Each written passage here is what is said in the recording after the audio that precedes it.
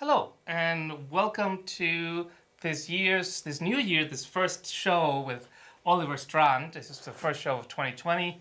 And let's just, as always, you can find it on the show's website, textfornothingtv.com. You can find there links to his work and published poems, as well as his Instagram feed. Okay, thank you.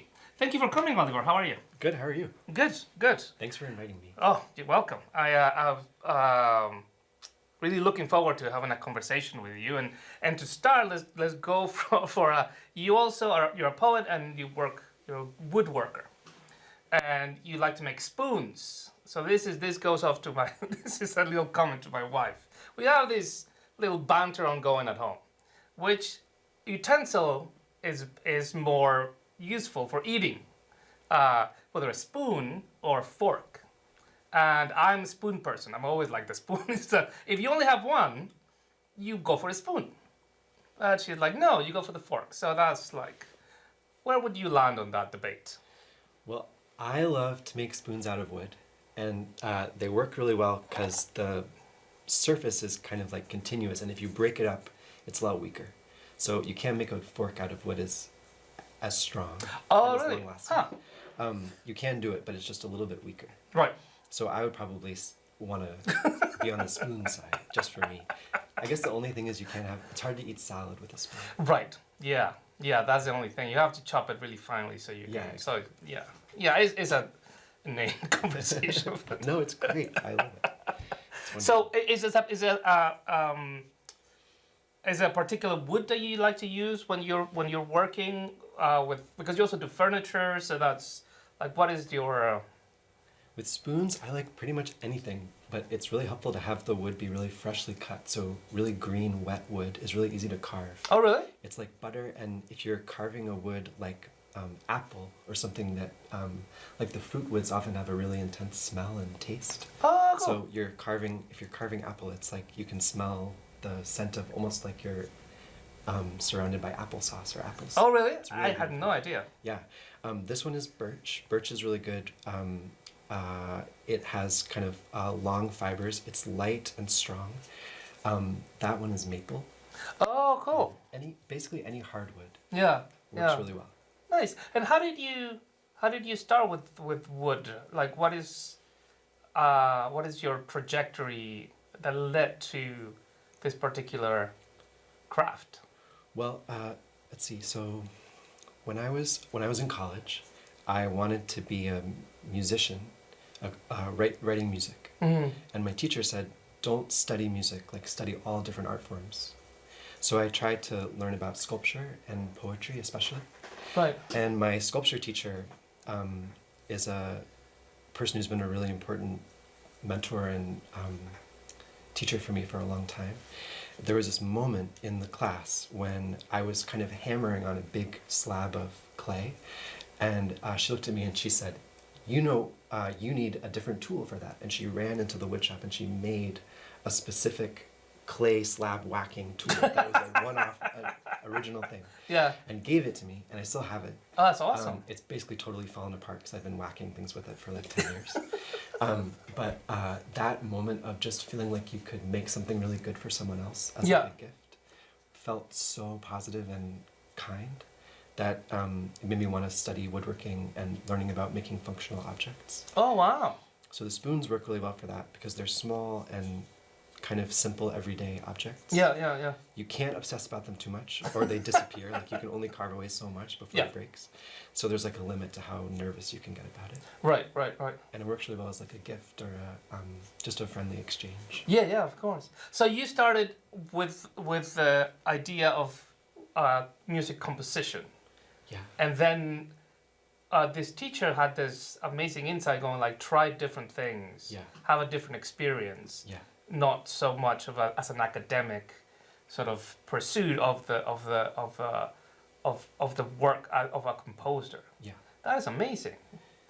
And so you started then with wood and with poetry. Yeah. And do you connect them, wood and poetry, in working with wood, working with language, in certain ways, or do you see them as completely separate? I like that they stay kind of separate because I can like work really hard with my arms and tools and get really tired that way and then go read or write. Or I Right. can work a lot reading and writing and get really tired in my head, heart, and then go work something physical. Right. So it's nice to be able to switch back and forth. Right. I cook. Oh, that's great. Yeah, that's basically I'm not very good with my hands. Yeah.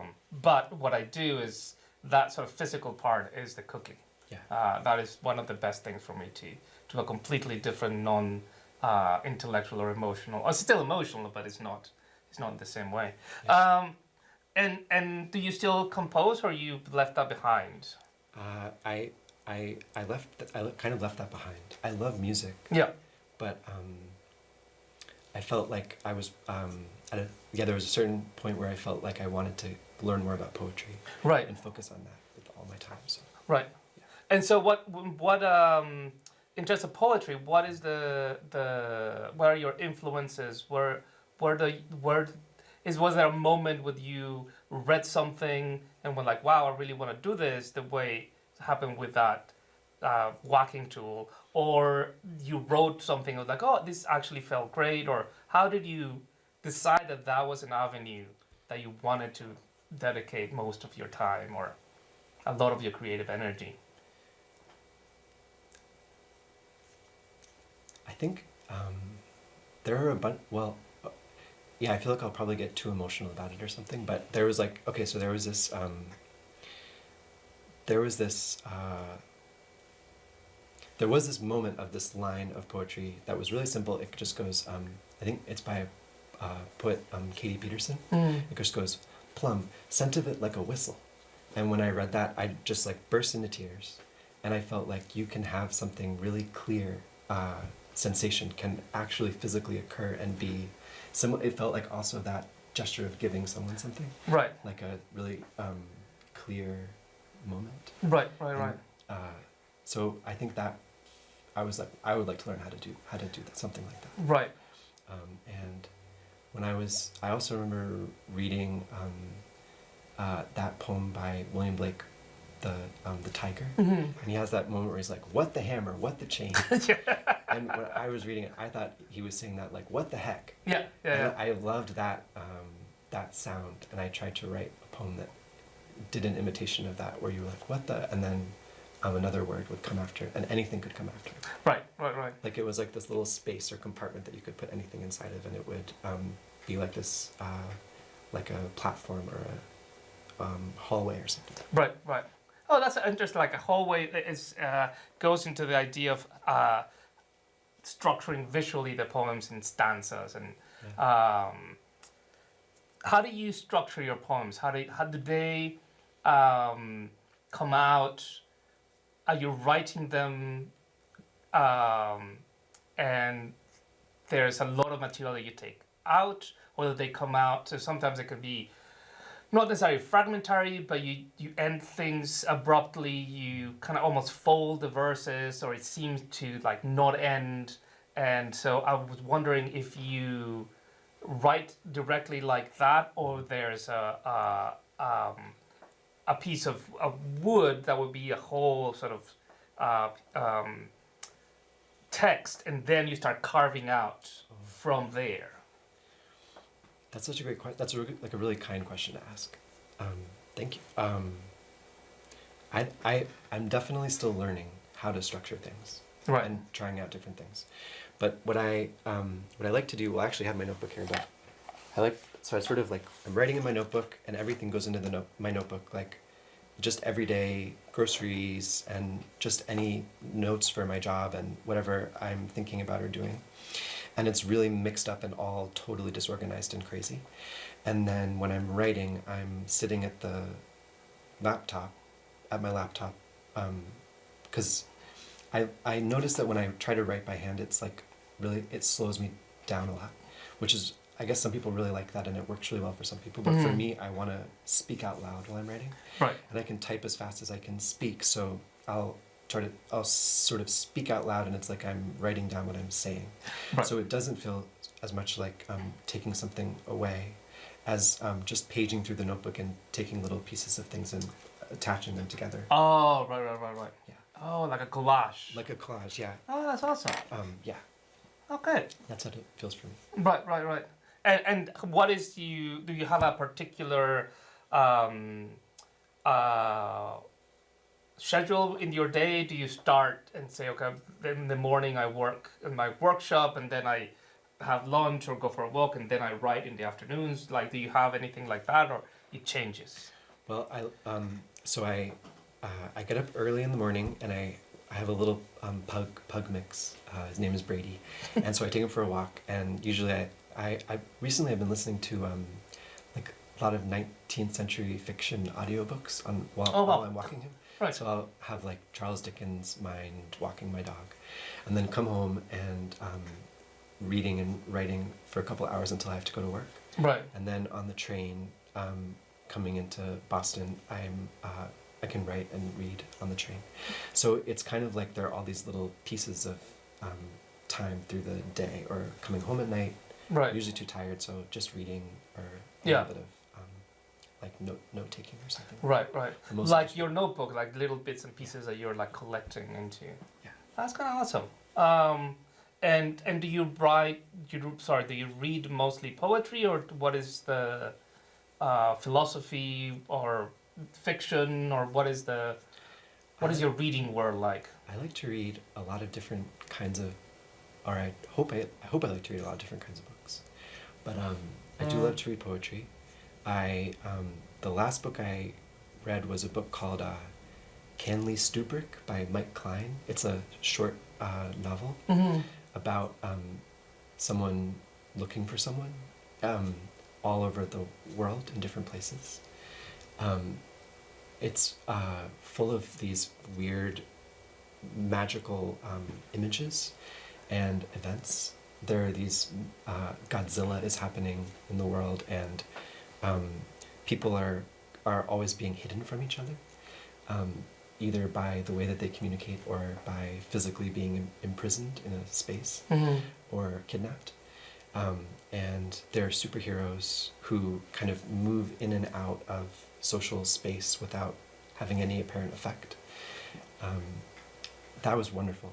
I also really love to read self-help books, not self-help books, how-to books. Right. Like how to make something or how to do something. Especially, I love woodworking books. Right. I love how, like a spoon is a really simple shape that we all know and feel, and they're all different. But if you had to put it into language, it's so difficult to render what the relationship of each shape is to each other shape. Right. It puts so much pressure on the language, just getting a simple concrete action, which would be so much easier to just show someone. Yeah. So when you try to describe it in language, the language gets all torqued and twisted in complicated and exciting ways. Right, and that reminds me a lot of how I feel when I'm reading your work. There is, on the one hand, there is as I said, like folding and moving in between spaces, but also there's a precision there's almost like a technical manual, the way you describe. Like you do this first, and then you do this other thing, and then you fold, and then you put your hand up, and then you do this, and then nothing happens. But that's like the description of those images are very much like that. Mm-hmm. That book is that sounds really interesting. How do you think of? Do you think of the image when you're writing? Do you think of the sound, or is there an idea?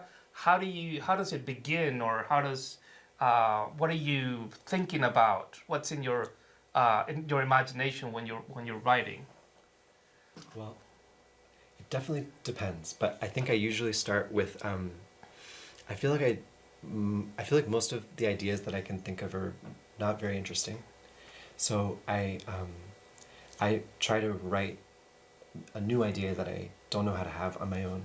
That's what I like to try. That's what I would like aspire to do or hope to learn how to do better when I'm writing.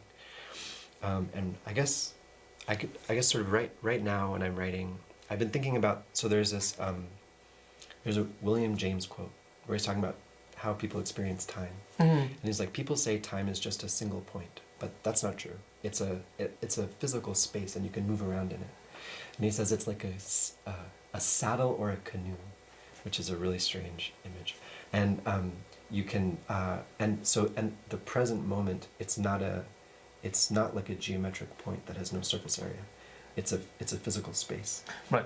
So I was thinking about that space and moving forward and back in the space. And I was thinking in that image, like the future is kind of in front of you, or the past is kind of behind you. And I was trying to think about all of this space in the middle. Right. And if you could make a time sweep happen in your language. Right. And as you're making a time sweep happen, it's probably because your self is moving or your perspective is shifting. But everything else around you is also moving too at the same time. Right. So something might look like it's moving backwards, the way like astronomical bodies can look. They can make compound movements depending on what perspective you take, exactly. or how you move.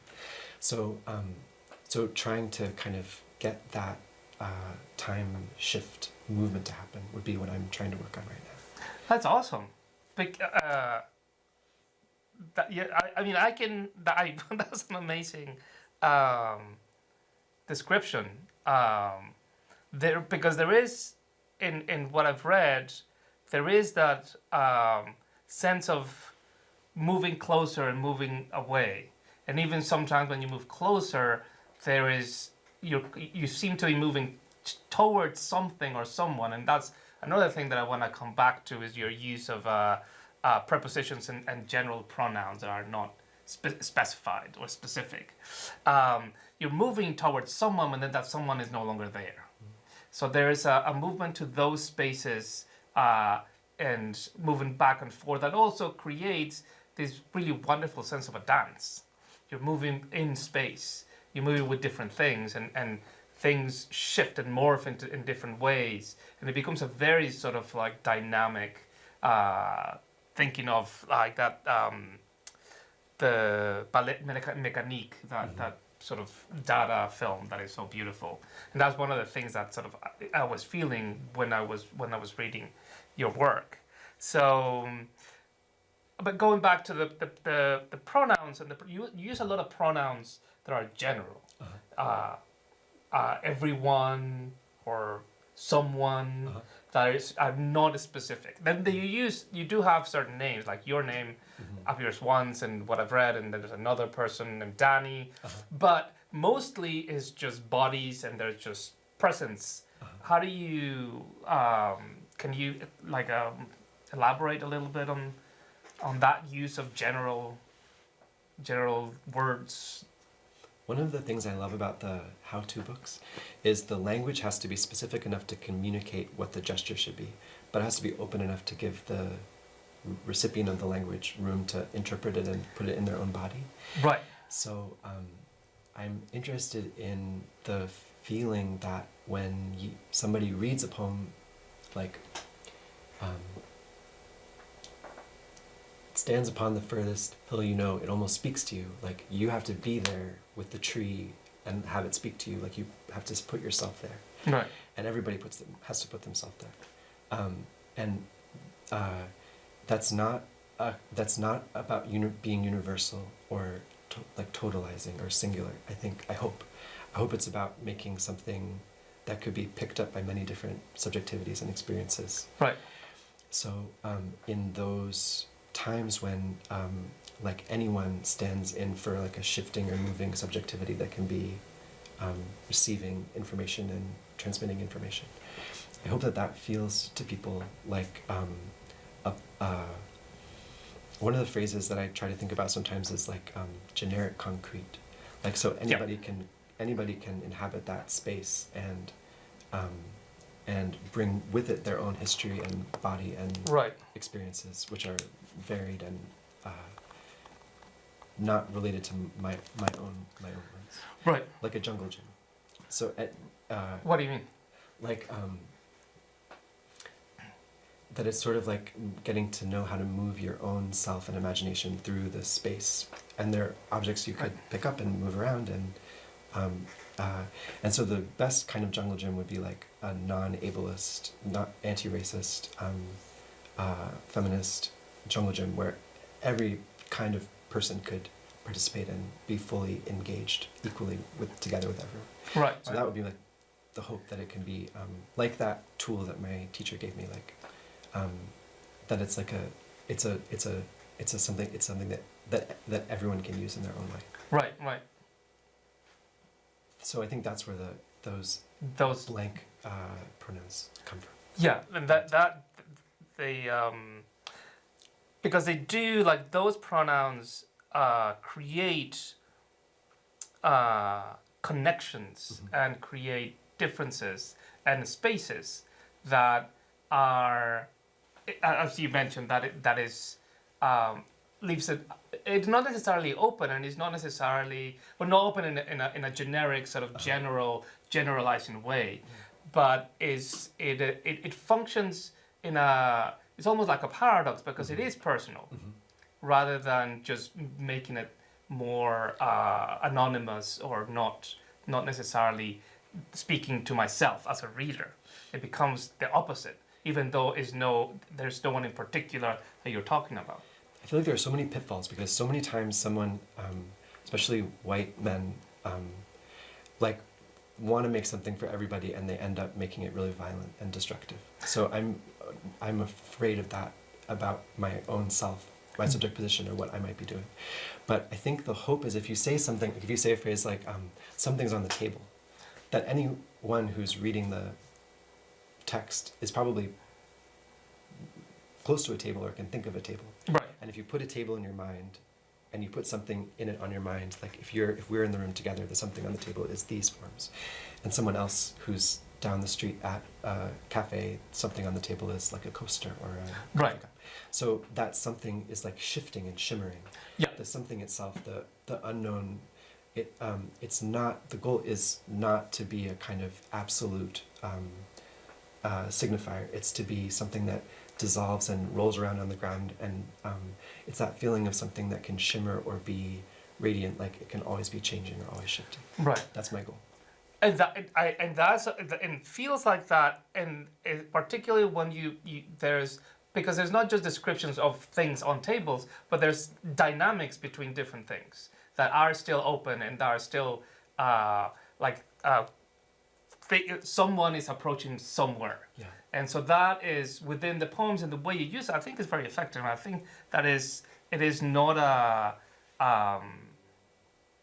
it doesn't feel like you're cutting people out. You feel like you're putting something very accessible. It's a door or a window.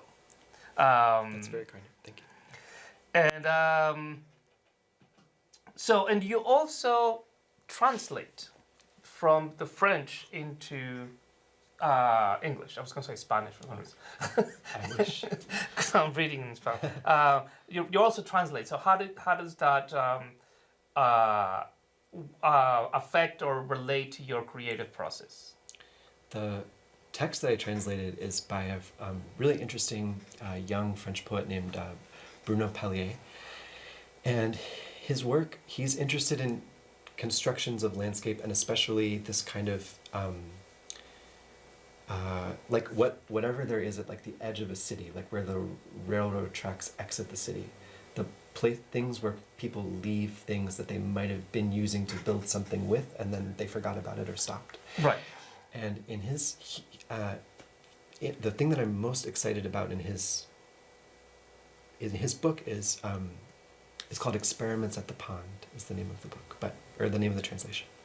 But there are these figures in the book, and they only appear in the book through action and touch.